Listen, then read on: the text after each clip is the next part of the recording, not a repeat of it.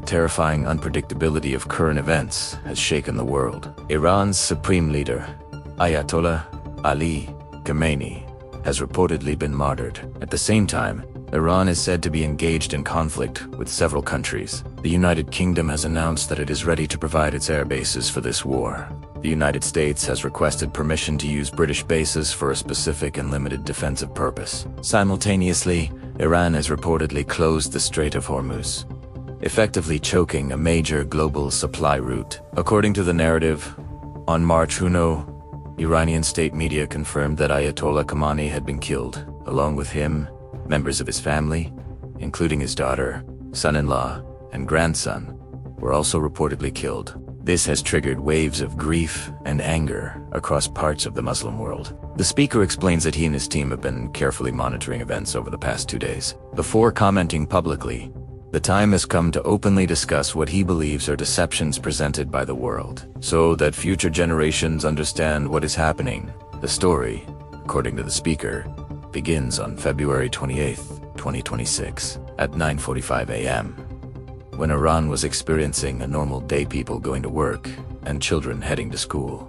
At that moment, large-scale military operations allegedly began. 2 of the world's largest nuclear-powered aircraft carriers were already positioned in the region. 14 guided missile destroyers armed with Tomahawk missiles were reportedly involved, along with more than 150 American aircraft, including F-22, F-35, F-15, F-16 fighters, and B-2 bombers. Nearly 200 Israeli fighter jets also participated. Within 12 hours, thousands of strikes were said to have hit Iranian cities, including Tehran, Isfahan, Kams, Kermanshah, Tabriz, Shiraz, and Urmia, as well as drone attacks using so-called suicide drones. Initial reports mentioned around 200 Iranian deaths, though the true number was unclear. After the attacks, former US President Donald Trump reportedly posted on social media, describing Khamenei as one of the most evil people in history. Several top Iranian officials were also reported killed, including national security officials and senior military commanders. The narrative suggests that Iran's top leadership was targeted in a single operation. The speaker then questions whether global reaction, especially from the Muslim world, were expected to be silent. Instead, he claims that inside Iran, there were demonstrations supporting the Iranian Revolutionary Guard and the country's leadership rather than protests against them. The speaker further claims that reports suggested Trump was hesitant about continuing the war, but was persuaded by 2 figures: Israeli Prime Minister Benjamin Netanyahu and Saudi Crown Prince Mohammed bin Salman. Meanwhile, protests reportedly erupted in Pakistan, including an attack on the US consulate in Karachi that resulted in casualties.